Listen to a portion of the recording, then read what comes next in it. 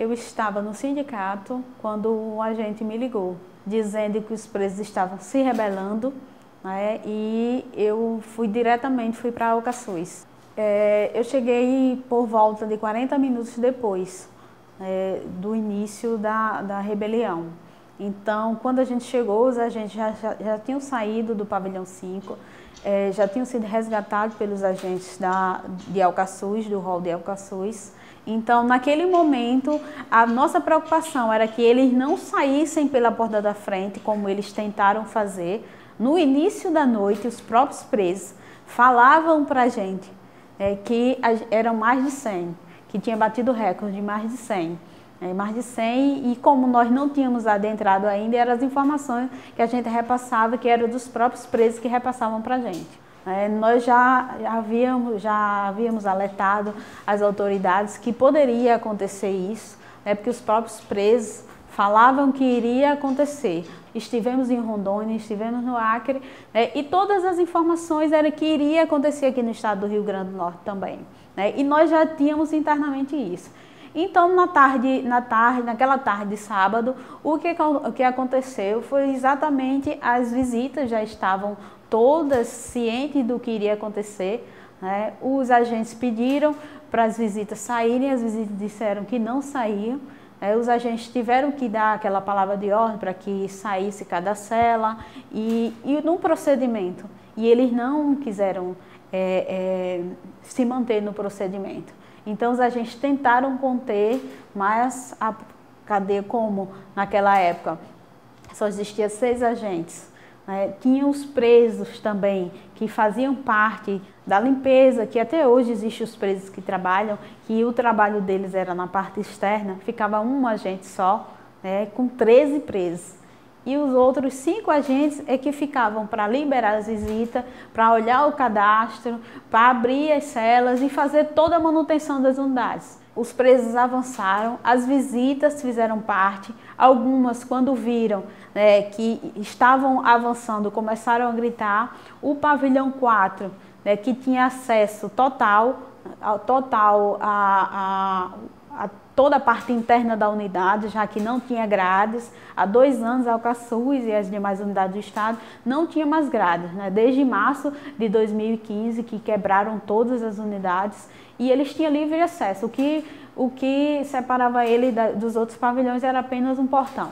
Então, quando eles viram que o pavilhão 5 estava se rebelando, eles começaram a subirem no telhado, a jogarem pedra. Então, as visitas criaram um pânico dentre os 2 pavilhões, e os agentes já não tinham mais como controlar, porque era visita, era criança, era menino. Alguns agentes que começaram a sair para pedir reforço em Alcaçuz, porque nós não tínhamos telefone, nós não tínhamos rádio para avisar lá na frente em Alcaçuz, nem o gabariteiro também tinha, para avisar que aquilo estava acontecendo. Então, alguns agentes foram no caminho, foram inclusive tentando escoltar algumas visitas, porque o pavilhão 4 começou a jogar pedra, e tinha algumas visitas que não queriam fazer parte, e os agentes saíram com essas pessoas para a entrada de Alcaçuz, enquanto outros 2 agentes ficaram tentando conter. Quando viram que já não conseguia mais conter, que os presos já tinham quebrado, já estavam todos em volta deles, o agente Luiz pegou um lençol, pegou o armamento existente. Nós não tínhamos munição, não tinha granada, não tinha nada, mas tinha um armamento, algumas poucas munições que eram dos próprios agentes, colocou no lençol, fez uma trouxa e foi para o rol de Alcaçuz. Nesse caminhar, já estavam os presos todos de Alcaçuz, já estavam saindo de dentro dos pavilhões. E daí começou esse confronto e essa guerra generalizada que durou 15 dias. Lá no pavilhão 5 existia cela, todos os presos saíam da ala de visita, saíam, ficavam na quadra. E os agentes aqui. Aí ficava uma porta só, aí o agente abria e as famílias iriam saindo. Foi nesse momento que, quando eles estavam saindo, que estava aberto, que as famílias fecharam tudo, isso não vai sair ninguém, nem tinha como abrir, nem tinha como fechar. E os agentes tentaram conter para eles recuarem, mas eles não recuaram. eles não recuaram, até porque usava as crianças, usava os familiares também como escudo e elas também quiseram participar, não todas, que infelizmente tem muitos que não participam, mas nesse momento tiveram que ser escudo humano. Então foi através dessa abertura que os presos conseguiram sair. Depois que eles conseguiram sair, depois que os conseguiram sair aqui, saíram quebrando as demais. Foi quando os agentes já não tinham mais o que fazer e tinha que sair dali, porque senão os agentes iriam morrer. Tinha os armários, tem alguns agentes que moram no interior, então como é arriscado você estar andando com a sua farda, eles trazem a sua farda e guardam dentro dos armários. Então eles abriram esses armários, pegaram todos os pertences, o que poderia eles pegaram, a documentação, os prontuários deles, eles rasgaram todos os prontuários, quebraram todos os computadores, enfim, danificaram tudo que pudesse deixar rastro que ali existia uma prisão, que ali existia o cárcere. Nós não tínhamos efetivo e não tínhamos condições, até porque os presos estavam todos soltos. Então não adiantava você entrar, nós poderíamos até entrar pela manhã, mas nós teríamos que entrar à tarde, nós teríamos que entrar à noite, nós teríamos que fazer a contagem, nós teríamos que olhar olho no olho de cada presa para saber, olhar e ver se ele está tudo bem, se aquele ali não está mentindo e ver algumas características que no dia a dia nós aprendemos dentro do sistema prisional. Nós não tínhamos essa condição de fazer isso, porque, como disse, estava solto.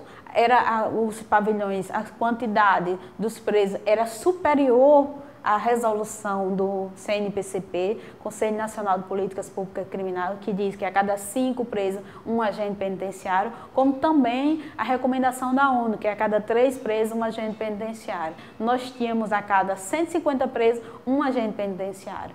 Então é humanamente impossível você fazer o trabalho. E outra, ninguém tem peito de aço. Ninguém tem peito de aço, os agentes que estavam ali também assim como os presos, são seres humanos, tem pai, tem filho, e tem uma vida. O servidor recebe toda a carga do Estado para dizer assim, você é o Estado, só que é você o Estado com a cara e com a coragem, porque nada você tenha, antes nós não tínhamos nada o que fazer, nós tínhamos que fazer apenas o que nós tentávamos para amenizar a situação, o caos para a sociedade e especificamente para preservar a nossa vida. E o próprio secretário, na época, pediu exoneração justamente por falta dessa omissão. Não só ele, como o próprio Edilson França. Então a omissão não era nem por má vontade, é porque não havia interesse em investir no sistema penitenciário, onde só tinha preso, onde só tinha o lixo, a escória da sociedade. A omissão se deu justamente por isso. Nós sabemos que desde 2015 para cá, quando os presos tomaram conta do sistema penitenciário, as fugas começaram sem controle. Era 40, era 80, era 36, mesmo com a Força Nacional fazendo a segurança do todo o perímetro das unidades prisionais. Eu lembro numa sexta-feira da Paixão, de 2015, eu estava com Dinorá ainda diretora da unidade prisional, o preso da cozinha, o preso que entregava a alimentação, disse, dona Dinorá, a gente está ouvindo barulho e eu vi terra, eu acho que tem um túnel. Aí os agentes tentaram encontrar dentro do pavilhão 2 e não conseguiram. A gente chamou o comandante da Força Nacional na época, inclusive nosso presidente da Federação Nacional estava na unidade fazendo visita e nós dissemos para ele que havia um informe, que tinha um túnel que estava entre a guarita 2 e 3 e que poderia ser da sexta para o domingo, que ficassem alerta porque seria naquele local. E ele não levou em conta, nós ligamos na época para que já era a secretária Kalina Leite, que estava interina, ela pediu para que eles fizessem o patrulhamento, só que eles não deram a devida atenção porque o informe era de agente penitenciário. Quando foi no domingo, na madrugada do sábado para o domingo, saiu 47 presos no mesmo local que a gente falou. E de lá foi acontecendo outras e outras. Então isso mostra não só a falta de respeito, como o descaso né, como servidores penitenciários, que, como eu já lhe disse antes, pode existir vários especialistas, podem existir vários estudiosos, mas cada um no seu quadrado. Só foram mortas 26 pessoas ou vocês acham que tem mais? Olha, eu estive lá durante até o desenrolar da noite, no final da tarde, à noite do sábado, à noite do domingo. Inclusive, eu só vim em casa na segunda-feira. E pelo que a gente viu, pelo que a gente percebeu, eu, Vilma, eu pensava que realmente seria mais de 100. Porque pelo que eu nunca tinha visto. Olha que eu vi coisas barbárias em Manaus, mas aqui no Rio Grande do Norte eu consegui ver pior. Né? Pessoas expondo cabeça, arrancando dente, arrancando orelha, né? Comendo, fazendo churrasco. Né? Então, assim, pelo que eu vi, eu achava que era muito mais. No entanto, né, quando o ITEP entrou para fazer a contagem e para fazer a busca dos corpos, eu acompanhei todos os corpos. Inclusive, achei alguns dentro das fossas. Eu pedi o próprio preso, tinha uns caibos soltos, para que eram 3 fossas, as outras estavam vazias, para que mexesse. Dentro desses 2, nós encontramos 2 cabeças e um pedaço de um tronco queimado, mas não encontramos nenhum outro mais. Não encontramos. Agora, se há mais ou não, nós não temos como saber.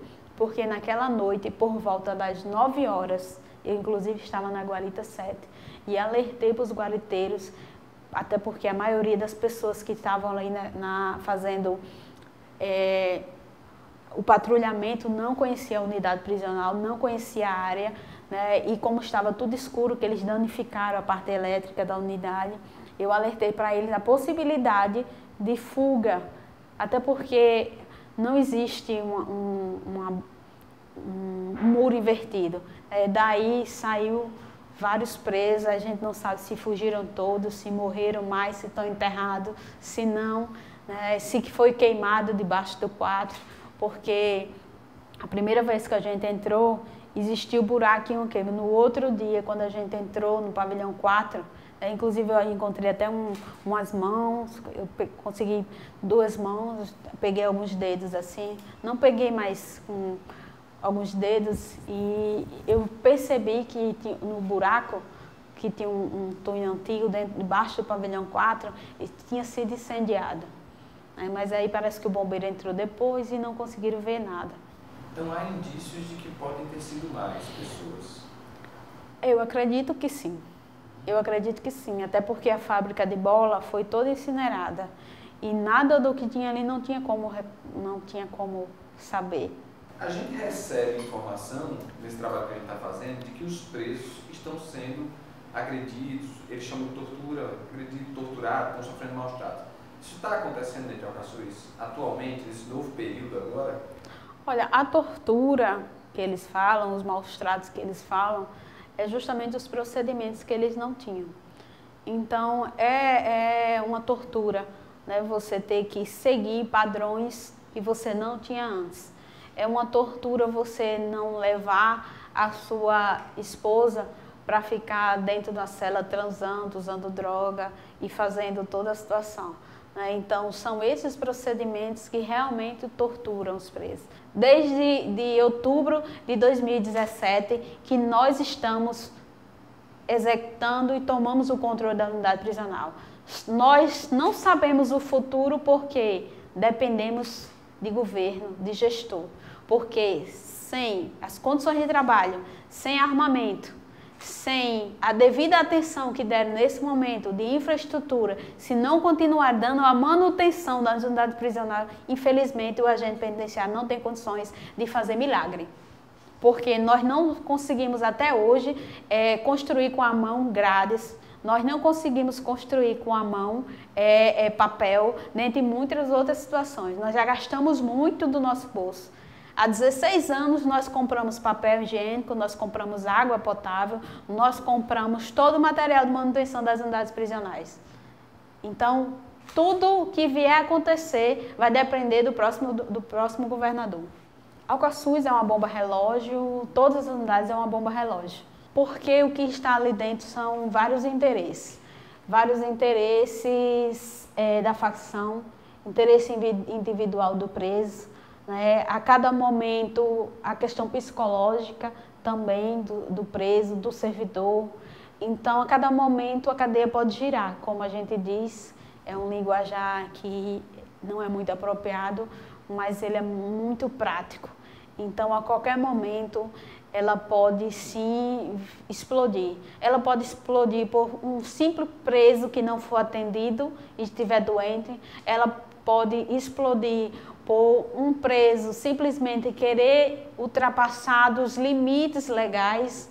Ela pode explodir por não ter um atendimento, por não ter o efetivo suficiente de agentes naquele momento, como acontece. Né? Nós assumimos hoje muitas atribuições para a quantidade de agentes que nós temos hoje no Estado. O agente penitenciário ele passa 2 horas na guarita e sai de lá e já continua no plantão. Então, daqui a uns 6 meses, esses agentes não vão ter mais condições de subir a guarita, porque é muito cansativo, psicológico e físico também. Então, assim, pode a qualquer momento explodir justamente por isso, porque é uma engrenagem. Uma coisa depende da outra. Vai ter um dia que a bomba de água vai queimar, como queima todos os dias. Hoje nós temos a estrutura, queimou ali, a gente já compra, já coloca ali. Vai ter dia que não. Poderá explodir naquele dia. Poderá explodir porque infelizmente não tem como a gente definir como explodir. Porque é ser humano. Seres humanos estão sem propensões, principalmente no sistema arriscado, penoso e insalubre. Por si só, as características já é uma bomba relógio.